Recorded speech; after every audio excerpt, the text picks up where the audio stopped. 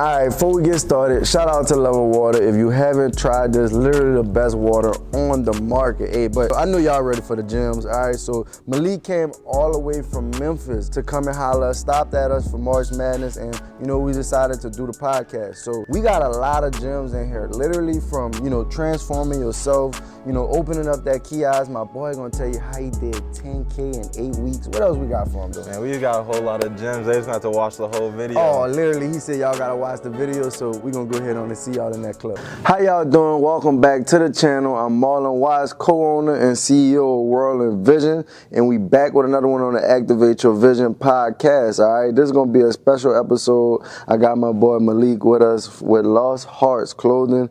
All right, and we're gonna be giving a lot of gems. Malik got a lot of questions, and we say it all the time, a lot of people that watch our podcast, watch these videos, are people that's just getting started, people that's, looking to transition from working their job to running their brand, or their brand is starting to do good now and they're trying to continue to scale up. So Malik gonna be in that perfect position to, give you guys a perspective and have questions that you guys may have already that we're going to be able to answer right here on this podcast. All right, so once I just want to say I appreciate you for coming down. We all the way in Ruston right now, so we got you from Memphis to Ruston to come join us on the podcast.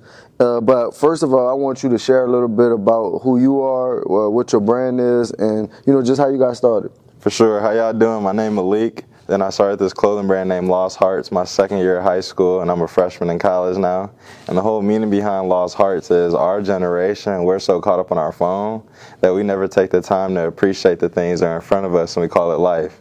So anything you guys love doing outside, whether it's camping, hiking, even just going on a nice walk, that's what Lost Hearts is all about. That's what's up. Hey, man, before we get into these gems, hey, make sure you like, subscribe to the channel, run us up. 70K is approaching. Hey, I'm liking how that sounds. We are almost getting to 100K. And once we get to 70K, we're going to be giving another lucky subscriber 100 free t-shirts. All right, so make sure you comment on this video. Let us know why you need these shirts. Also, let us know what was your favorite part about this video. What gems did you take away? All right, and you're going to be entered in a chance to win that giveaway. All right, but let's go ahead. Let's get straight into the gems because I know that's what they want. Let's do it. Let's do it. So my first question for you would be what are the systems that you guys put in place to have your clothing brand run without you guys being in it? So one is realizing what are your operations for your clothing brand. So mainly for us, it's going to be production, it's going to be fulfillment, it's going to be marketing, it's going to be customer service, it's going to be content. So realizing what out of those things, what does require you as a certain skill and what doesn't. So like in production, we sold tags on. So in your mind, we have to think about it. Am I the only person that could probably sew these tags on? Or think about content. Can everybody literally make the content that you're making for your brand? Probably not. The chances are probably highly that you could find somebody to sew your tags on rather than you can find somebody to do your content in the perspective on it. You know what I mean? So you rather focus on doing your content because that's also something that you can do anywhere. But when you are literally putting yourself in the actual process of cutting by sewing these shirts, so if you don't sew these shirts, the shirts that you got sold don't even go out. So it's realizing what parts of your business actually need you and don't need you, and then figuring out ways to actually get people to take on those roles. And what I mean and how we first started off was we was doing everything, literally everything. I was still doing customer service, I was still answering phones, we were still fulfilling orders.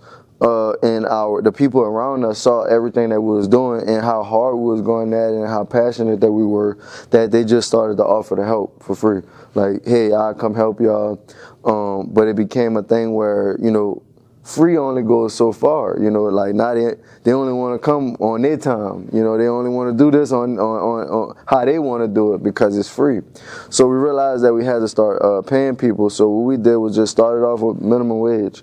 So literally just paying people $7.25 an hour to, do some of the things that we would then deem like anybody can learn how to do as fulfill an order. You know what I mean? Like once you have the system, and that was the next thing we realized, we needed systems to be able to manage and run those people.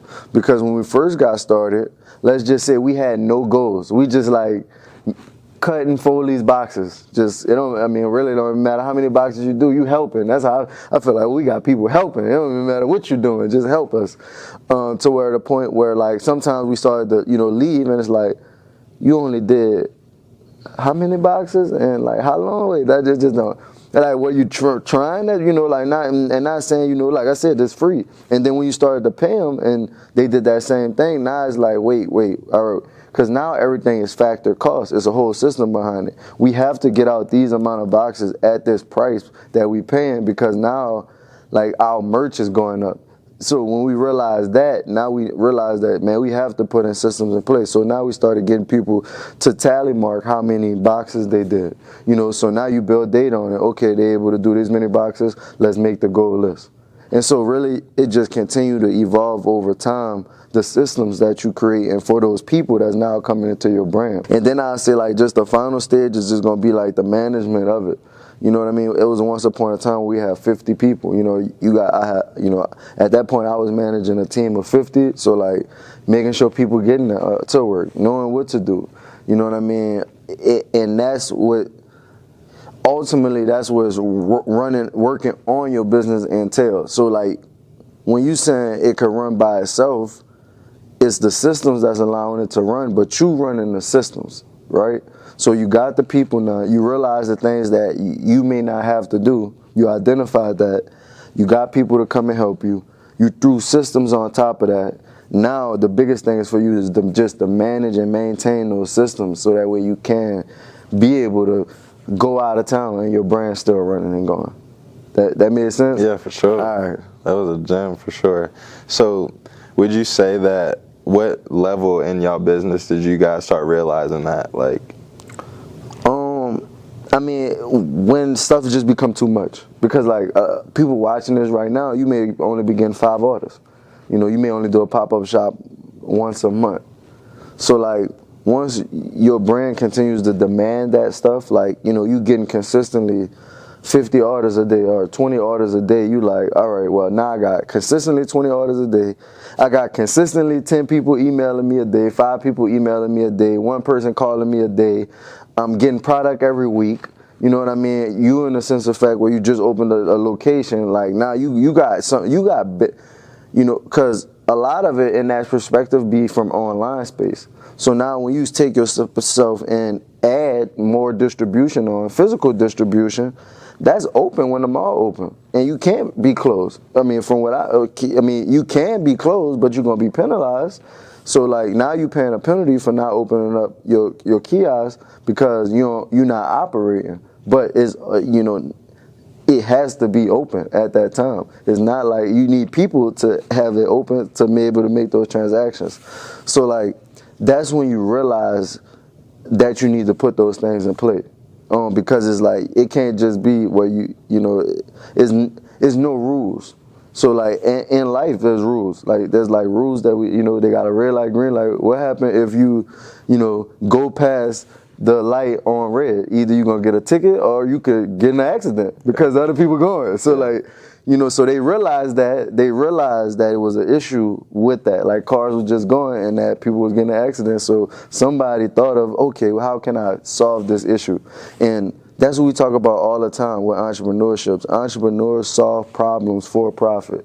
So like a lot of people when you're looking at issues within your brand, that's when like the light bulb got to come off in your head as an entrepreneur to be like, all right, I just got to solve this problem, because the more problems I solve, that's the more profit that you're going to technically see.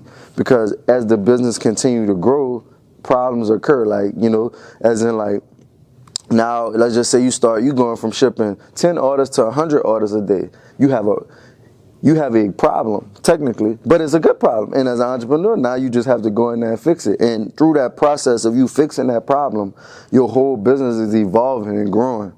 You get what I mean? So you kind of almost don't even realize that you growing and leveling up. It kind of just happened. It's almost like lifting weights. Like when you go to the gym, the first week, you feel sore, but you technically don't see the results. Then, you go for 4 weeks.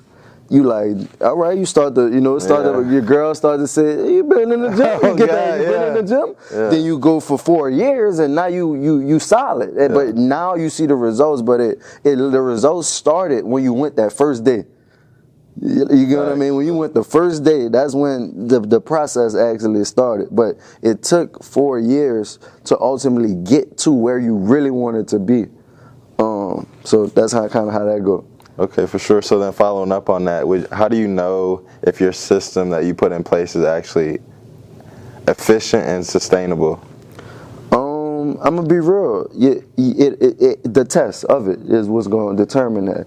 Because even when something like, as our systems go, let's just take fulfillment as an example.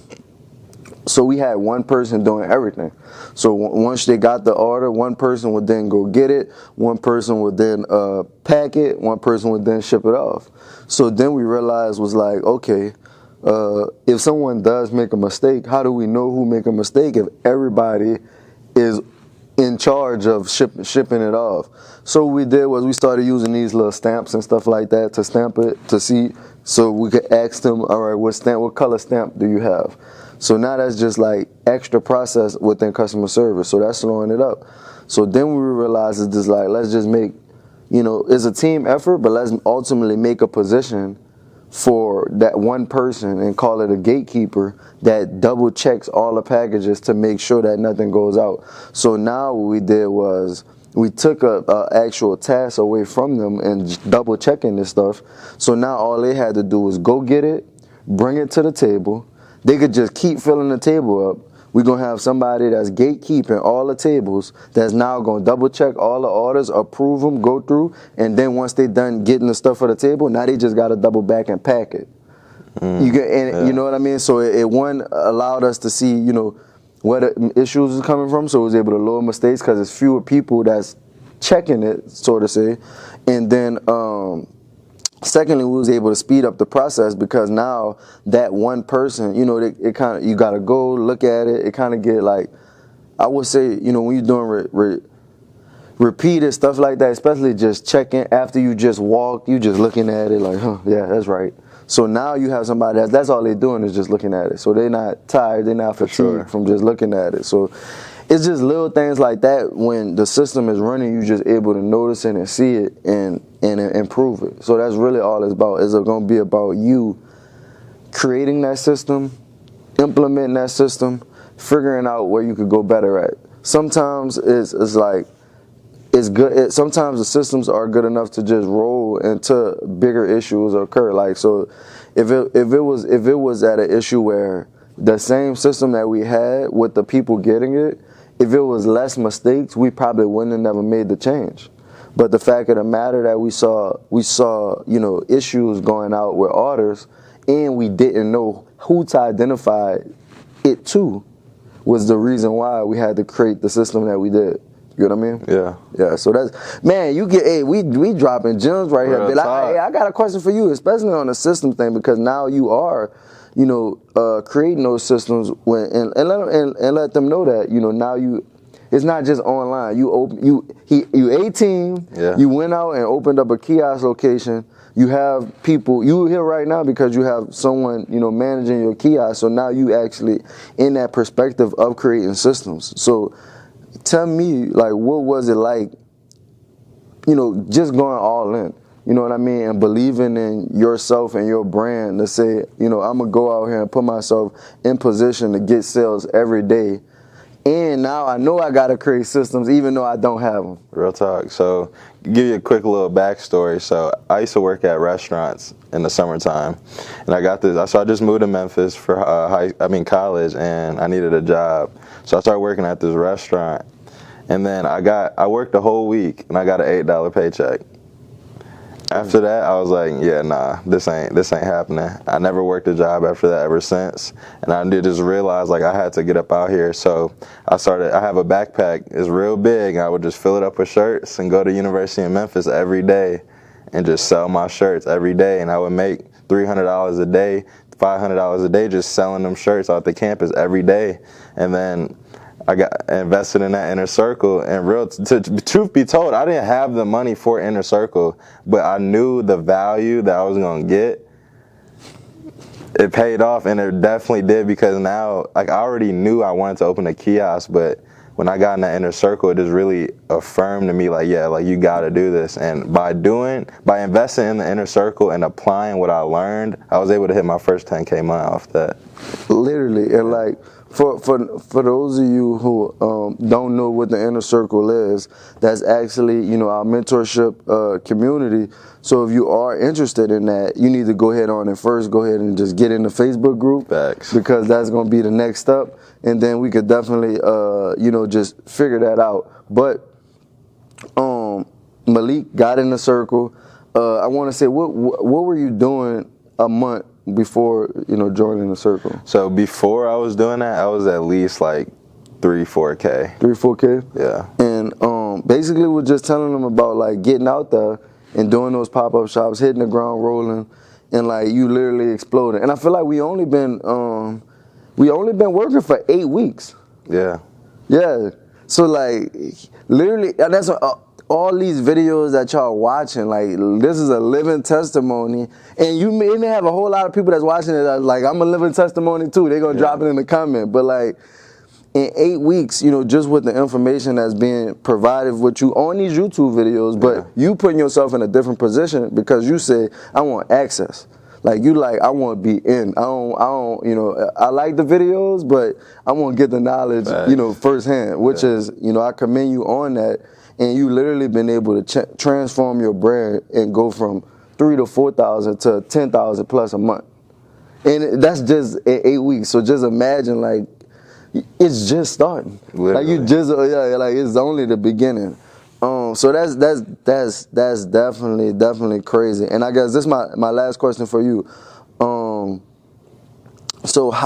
what was like the mindset that you had to have when, you know, making that switch from saying that, you know, I'm not gonna play around with my brand. You know, I really want to take this serious, because a lot of it is, you know, people are taking their brand serious, but not as serious as they should. You know what I mean? Like, a lot of it was on a sense where we gave you information and you went out and executed on it. It's not where, like, because you believed in it. More on the lines of where we giving information, it's still like, what more can we do to make that happen for you? We didn't make you did that yourself. You get what I mean? Like, a lot of people, I feel like, you know, watch these videos and or meet us, and almost in the sense of like just think that you just gonna get the magic pill, the magic potion, and that magic potion is hustle. Yeah. Like, that magic potion is getting out there and pushing yourself and believing in what you got. Like, I can't give you that. You know what I mean? Or like, Nick can't give you that. And you have that. And it's like, speak on, like, how was it, you know, to develop that? So I would say also they're not paying for it either. I'm a firm believer, when you don't pay attention. I understand. So like, if you just get a whole bunch of game for free, like, the chances of you actually executing on it is very slim. But if you put your whole like life on it, I guarantee you're gonna do something. You're gonna watch that course for sure. Your back gotta get big against the wall. God, literally. So I would just say, like, y'all talk about it a lot. It sounds cliche, but it's very true. Like, yo, why? Like, why are you even doing this in the first place? And my whole why is I'm gonna open community centers for the youth through my clothing brand. So like, that's what I want to do. So every time, like, I just feel like, oh, I don't want to do this, it's just like, you gotta look at the whole bigger picture of like, why are you even doing this in the first place? Like, you spreading a message with just through clothing. So like, I feel like if you know your why, you'll be able to, like, you won't have like them dried out moments where you're like, oh, I don't even want to do this no more, because like, oh, this is bigger than just clothes. Like, I'm changing somebody's life, you know what I'm saying? So that's crazy, because that was what our product, we talk about that. The product is just that tangible gift or wear that you get to take away, but we're really selling an intangible feeling that you could rise above and do exactly what you want to do. Like, people, I mean, they have been having people watch us from day one. Even some people on the YouTube been watching since the first video or the video that they seen on God is Dope. So it's like, it's crazy when you are continuing to just do it. You know what I mean? And not look back and more on the lines like doing it to show other people that it's like possible. So like giving a blueprint, and man, that's crazy. But hey, make sure, I know there's a lot of gems being given. Make sure you take the time to like, subscribe to the channel, run us up, baby. Don't forget 70K, it's approaching fast. All right, I won't say right now, you probably seeing this, we might be at like what, 63,000. So we gonna get that pretty quick. So like I said, make sure you let us know what was the best part of this video, why you need those 100 free shirts for a chance to win. All right, but let's go ahead and get back into it. I know you had a few more questions. Yeah, so this is my next question. It's a slow month. What are y'all doing to, like, what is y'all go-to? Like, all right, we ain't slow month. Like, what do we need to do to make some more money? Like, what are y'all doing? As in, like, maybe like you saying, like running a sale or something? Yeah. So, I mean, for us, we try not to run sales as frequently. It'll have to be like something that we plan, or a holiday, you know, Memorial Day or something like that. Because we also, even just like when we doing drops, we may give a quick 10% for the first couple orders or stuff like that. So we still dropping those discounts in. But I say in the sense of like, you know, other brands, if you haven't ran a sale, I will run a sale. What I say, run a sale every week, maybe not, you know what I mean? But when you just getting started, I mean, shit, nobody don't even know, you know, a lot of people don't know about your brand. So if you have a sale today, in 4 years, it's not going to affect your brand. You know what I mean? So I think it's more on the lines when we be hearing that, you know, doing sales devalue your brand and stuff. I think that, yeah, maybe when you get to a certain level. But like if you still at pop-up shops phase, and, you know, you still don't even have, you know, 10,000 people in your database, like, who cares if you run a sale or not every day? For sure. Because right now you need to be selling as much product as you can. You know what I mean? So a lot of people may look at our brand and try to do the things that we do when they're not at that position yet. So you know what I mean? And I'm speaking from the position like you trying to transition from even working to getting into your brand. You need sales to do that. So we preach when you just getting started off, if you got it for $5 and you sell it for $5, you might be winning, because at the end of the day, the main thing you want to get is that data. So you got the $5, you got the data, so you got that customer that was willing to even buy something for you, one. So now you have potential to have them return. And so when they return, you ain't even gonna spend nothing on the marketing, because you already broke even off just, you know, allowing them to test the product out. And then second is like, now they got the product on. So now you got somebody actually wearing your stuff, because that's the second thing. People don't see it. So how people gonna buy stuff that they don't even see out in the real world? So like if you just getting started, you better sell all the product you got, buy more, sell it again. Yeah. You're not in a position to be like, okay, I'm running sales, I'm devaluing my brand. So like, don't look at it from that perspective. Like we got the kiosk play running now, we still running 2 for 30s. You know what I mean? Because it's all about how much product can we distribute to continue to keep our brand out there, people seeing our brand and stuff like that. So I think that that's more like Nike type big, you know, like if you saw Louis Vuitton's on sale every day, I mean, you probably wouldn't look at it the same. But like, we growing our brands, and you know, we are at a large, you know, a lot of people look at our brand. Our brand has grown to be a big brand, but we still not at the point where we like, you know, we trying to not run a sale because we feel like this is devaluing our product. Because right now it's not even, we sell affordable product. So really, you going back to, we pushing out the why of the brand more than the price of the brand. So like, mainly you wearing it and you gonna buy it whether it's 10, 15, 20, or 100, because you gonna connect with what we got going, and this brand becoming more a part of your lifestyle. So like, even if you know, like you don't have no choice, you know what I mean? Like, you a part of what we got going on right now. So it's like, you don't even want to go anywhere else. It's like having those, let me think about, I'm trying to think of a feeling like that. I don't know if you've been to like a Chick-fil-A experience, I say. once you didn't got that, my pleasure, you Man, you don't look know at nobody exactly else what- the yeah. same. Like you Yeah. like, oh yeah, you ain't gonna tell me thank you or my Yeah. pleasure at McDonald's, or so you just don't look at it the same. That's all I'm saying. So it's like that's the craziest part about it, and you create that culture or you create that community for your brand. It's not like. It's not given. Like you make your brand that, or you produce that, or you give that energy out. Like a lot of times, those pop-up shops that we talk about are at the kiosk. Like so many people met us at the kiosk or at those pop-up shops. Like a lot of the comments that people see on our Instagram, that's people that then met us maybe at a pop-up shop. So like a lot of those people really do know us in real life. It's not like they just became, they saw us online. And some people have, but like a lot of people like messing with it because they seen what we literally been able to do. Like they watched the journey. Like, and it's been a 13-year journey right now. And some people been doing their brand for 1 month and they like ready to give up. You just get what I'm saying? It's two different mindsets that people have when what they doing. Like